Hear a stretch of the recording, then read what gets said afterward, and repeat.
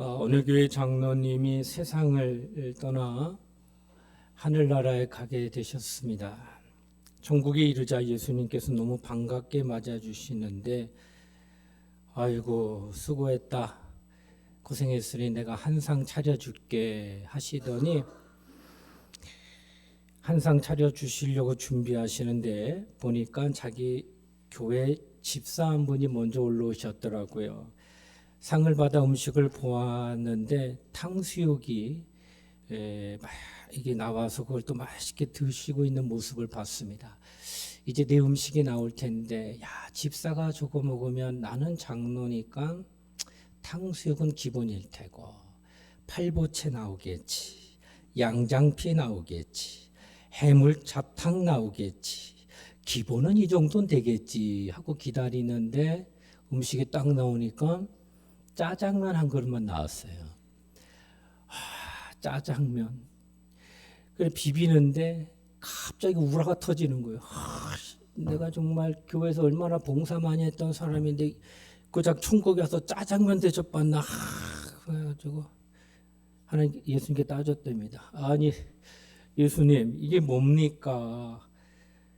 아니 우리 교회 집사는 탕수육인데 어찌 나는 짜장면입니까? 그러자 예수님이 잠깐만, 귀에 대다가 속삭입니다. 너희 교회 목사도 왔어. 그래, 어디 계세요? 목사님 오셨어요? 좀 인사 좀 해요. 근데 지금 짜장면 배달 나갔으니까 조용히 하고 먹어 빨리. 여러분 몰라요. 나도 짜장면 배달할지 알 수 없습니다. 이 땅에서 직분에 의해서 상급이 똑같지 않다는 거. 하늘나라 가면은 하나님이 알아서 가장 정확하게 주실 텐데, 이름도 없이 빛도 없이 늘 하나님만 생각하며 묵묵히 무명이라 할지라도 하나님이 기억하시고 계실 줄 믿습니다. 늘 그 자리 묵묵히 지키시면서 신앙생활에 열심을 내는 우리 모두가 되시기를 주의 이름으로 축원을 드립니다. 할렐루야. 네. 우리 서동무 집사님 죄송합니다. 너무 빨리 돌아와요. 특성이. 이걸 어떻게 하면 좋을까? 구역이 4개밖에 없어서 그래요. 기도해서 구역 40개 되게 해달라고 기도하시면 1년에 한 번만 쓰시면 돼요. 우리 이렇게 기도해서 구역이 40개가 되도록 우리 성경문 집사님 그 마음이 제가 느껴져요. 뒤돌아서면 또 찬양, 뒤돌아서면 또 찬양, 이런 느낌이었던 것 같아요. 우리 늘 기도해서 우리 구역도 좀 부흥될 수 있도록, 안 그래도 5월달 되면 또 그런 행사를 준비하려고 하고 있습니다. 여러분 기대하시고 함께 기도하면서 전도해 주시기를 부탁을 드리겠습니다. 자, 오늘 이건 마가복음 8장 31절로 33절에 있는 말씀을 중심으로 베드로가 책망받았던 까닭에 대한 말씀을 함께 나누도록 하겠습니다. 여러분, 베드로는 12 제자들 가운데서요, 그 성격상 가장 활달하였고 또 어떤 일에서나 용감하게 먼저 행동한 사람이며 또 모든 일에 솔선하였기 때문에 급기야 예수님의 12 제자들 가운데에 그에게 수식어가 하나 붙는데 그것이 바로 수제자라는 수식이 붙습니다. 그만큼 예수님의 관심과 사랑을 모았다는 증거가 틀림이 없습니다. 아니나 다를까 예수님께서 제자들에게 이런 말씀하신 적이 있습니다. 너희는 나를 누구라 하느냐? 그러자 베드로가 당신은 주는 그리스도시요 살아계신 하나님의 아들입니다. 바요나 시몬아 내가 복이 있도다 하시며 칭찬하시는데, 그 직후가 문제입니다. 예수님께서 고난을 받게 되어 죽게 되신다고 하는 말씀을 듣게 된 이 베드로, 그러자 죽지 마소서, 절대로 그런 일은 있어지어서는 안 됩니다라고 말하니 예수님이 사탄아 내 뒤로 물러가라 하고 청청병력 같은 책망을 하게 되십니다.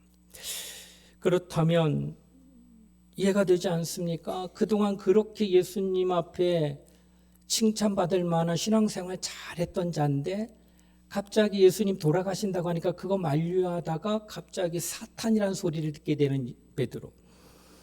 바로 이와 같이 엄청난 책망을 받게 된 까닭이 과연 어디 있느냐? 예수님이 베드로를 모르는 것도 아니고 베드로 또한 예수님을 모르는 게 아니라 정말 수제자의 관계 속에서 너무나도 잘 알고 있는데 이렇게 갑자기 엄청난 책망을 받게 된 까닭, 이는 우리에게 굉장히 주는 의미가 있습니다. 오늘날 우리도 예수님을 믿고 있고 예수님의 제자가 같이 우리는 신앙인이 있는데 잘 믿는다고 생각했는데 어느 순간 나도 모르게 예수님께 너 사탄아 이렇게 말할 수도 있다는 거예요. 왜 그런 말을 들어야 될까? 오늘 말씀을 통하여서 함께 상고하려고 합니다. 그 첫 번째는 고난받는 메시아를 거절했기 때문입니다. 베드로는 예수님께서 그리스도라는 고백을 하고 나서 큰 칭찬을 받은 사람입니다. 마태복음에 의하면 그는 이때 예수님으로부터 이런 말씀도 듣습니다. 내 위에 내 교회를 세우겠다. 그리고 천국 열쇠도 네게 주겠다. 이렇게까지 경이로운 말씀을 들은 자가 베드로입니다.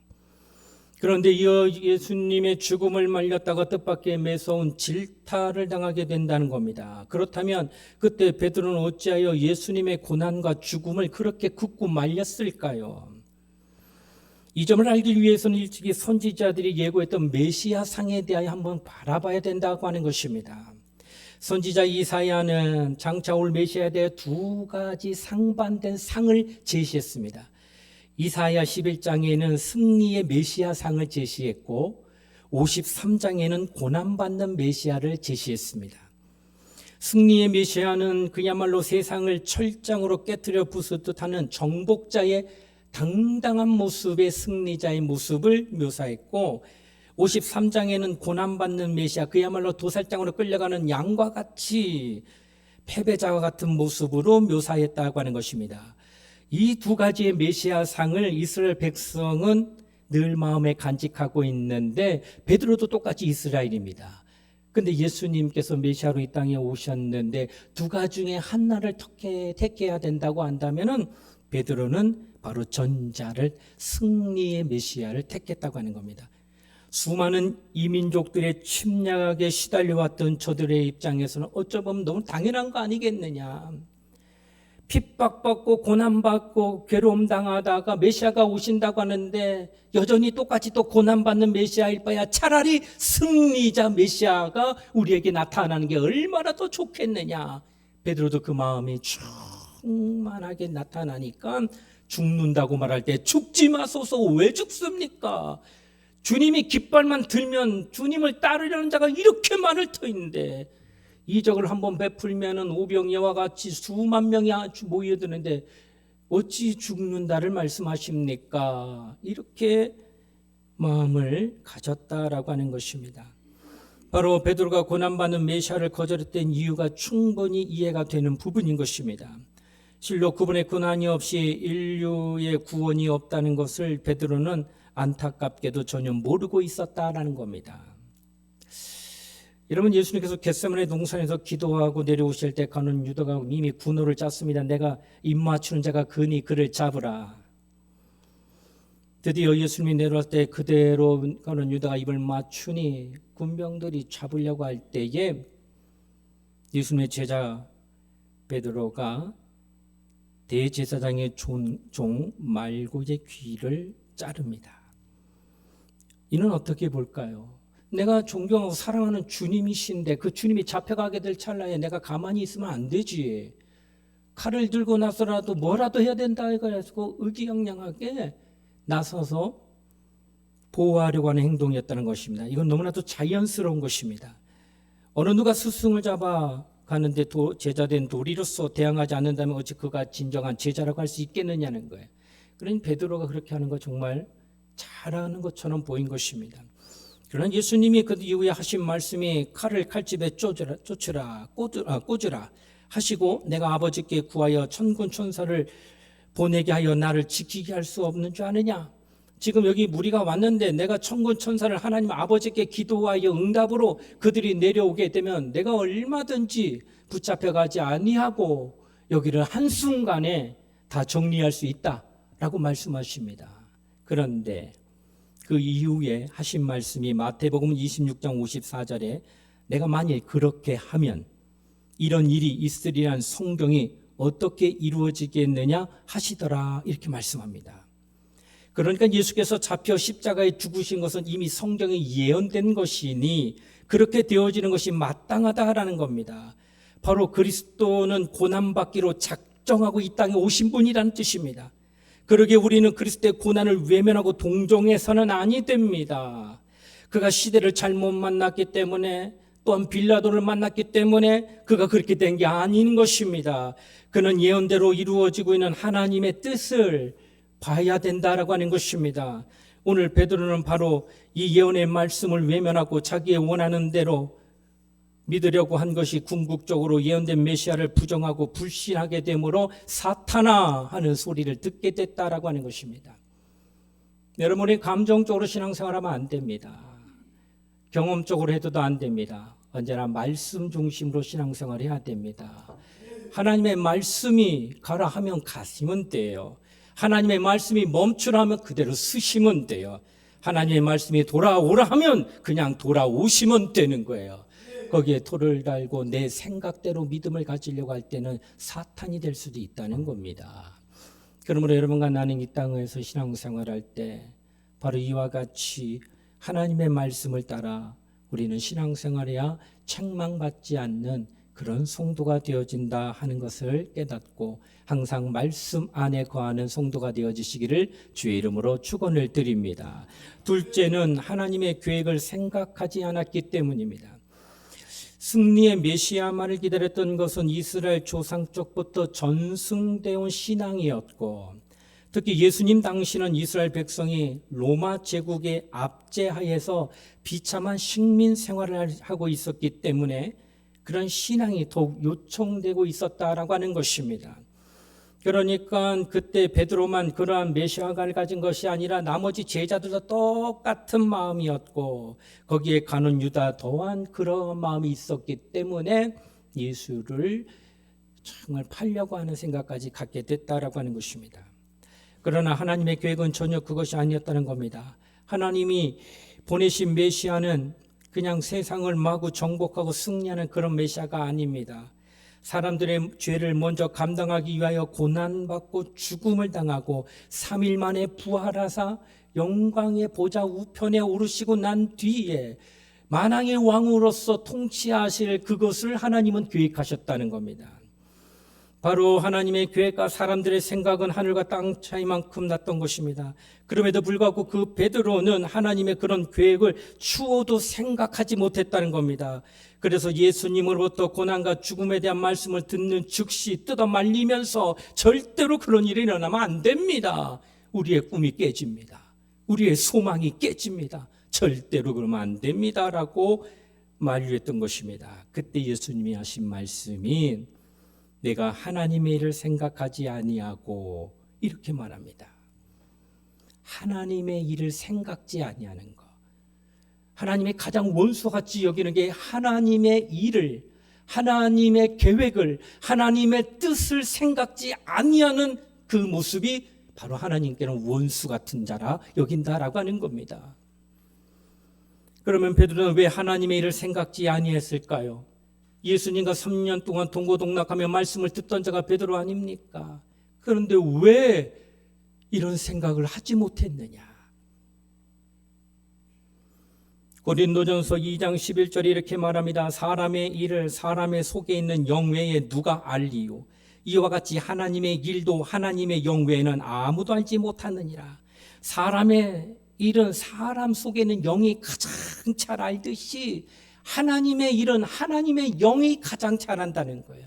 그 하나님의 영이 누구시더냐? 그 영이 바로 성령이다라는 겁니다. 고린도전서 2장 10절에 말합니다. 오직 하나님의 성령으로 이것을 우리에게 보이셨으니 성령은 곧 모든 것 하나님의 깊은 것까지도 통달하시느니라. 하나님의 성령만이 하나님의 사정을 그 누구보다도 잘 알기 때문에 하나님의 성령으로 인도를 받지 아니하면 절대로 하나님의 일을 생각하지 못한다는 거예요.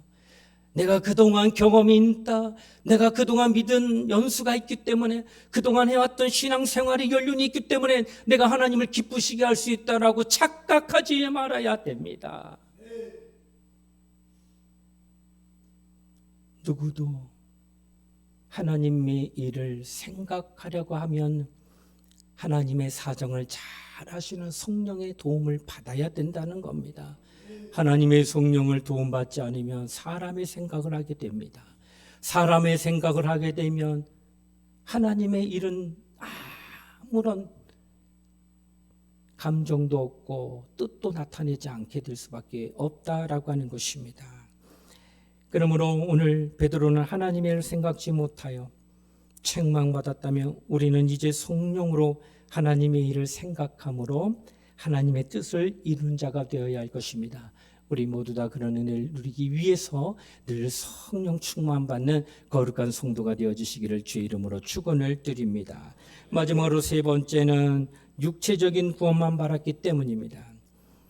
메시아인 예수 그리스도에 대하여 하나님의 계획과 사람들의 생각 사이에 그처럼 커다란 차이가 났던 이유가 있었습니다.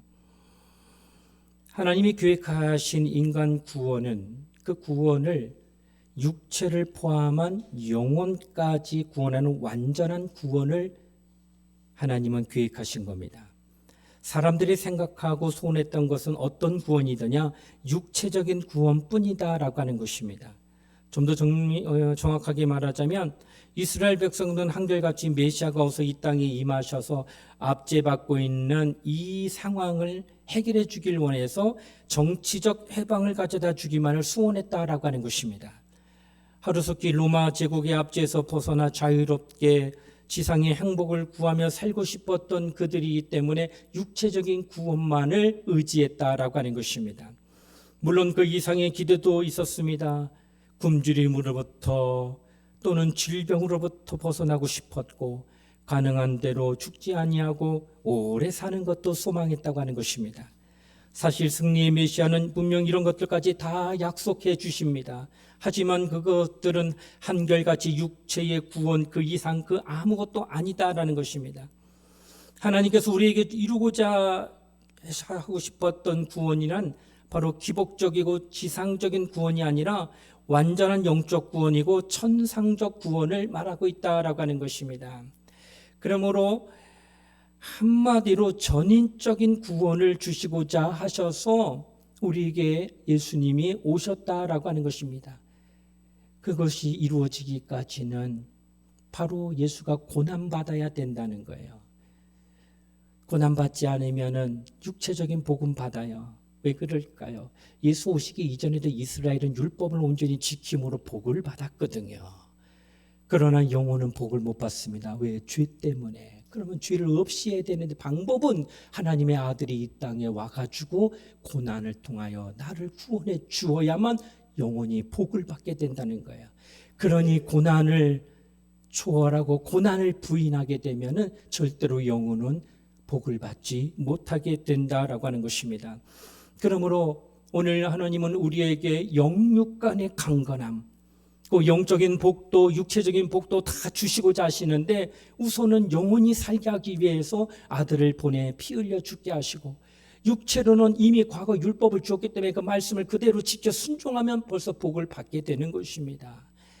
그러므로 우리는 이 땅을 살아가면서 베드로는 마치 육체의 범주를 벗어나지 못한 구원만 생각하고 있었고 그래서 예수님의 죽음을 결코 만류했던 것입니다. 그러므로 말미암아 도리어 사람의 일만 생각하는 자가 됐다라고 하는 것입니다. 여러분 신앙생활은요, 내 영혼이 잘됨 같이 내가 범사에 잘 되고 강건하기를 내가 간구하노라 하는 신앙이 우리의 신앙입니다. 내 영혼이 잘됨 같이 예수 그리스도로 말미암아 내 영혼이 생명을 얻어 살아나고 그 이후에 주의 말씀에 순종함으로 말미암아 범사가 잘 되는 여러분이 하는 모든 것마다 손을 대는 것마다 복이 되어지는 그리고 이례적이 아니라 강건해지는 것은 지속적으로 그런 은혜를 누릴 수 있게 하는 것이 바로 우리의 신앙생활이다라고 하는 것입니다. 우선순위는 내 영혼이 잘됨 같이입니다. 영혼이 잘 되지 아니하고 육체만 잘 되기를 원한다고 하면 그렇다면 어려움이 있고 베드로 같은 마음만 갖게 될 것입니다. 그냥 잘 먹고 잘 사는 것만 잘해 주시고 내 자녀들 어렵지 않게 떵떵거리고 살 수 있는 그 복만 허락하시면 됩니다. 그 영혼이 어떻게 되든 상관하지 않겠습니다 하는 것이 오늘 베드로의 그 주님을 만류하는 심정과 똑같다라는 거예요. 우리는 그런 거 아닙니다. 우리는 먼저 내 영혼이 잘됨을 위해서 예수 그리스도를 친정으로 영접한 것이고, 그리고 그의 말씀을 온전히 순종함으로 말하며 범사가 잘됨을 오늘 이 땅에서 누리게 될 것이고, 그 누림이 나 때뿐만 아니라 강건해져서 내 후손들까지도 계속 그런 은혜를 누릴 수 있도록 믿음의 조상으로서 하나님 앞에 바로 서야 될 이유가 바로 여기에 있다라고 하는 것입니다. 사랑하는 우리 장등의 모든 식구들은 베드로와 같이 책망받는 일은 결코 해서는 아니 될 것입니다. 깨어 있어야 됩니다. 항상 하나님을 바라보며 말씀 위주로 신앙생활 해야 될 것입니다. 우리 모두 다 하나님 앞에 그런 신앙생활할 수 있는 복된 성도가 되어지시기를 주의 이름으로 축원을 드립니다.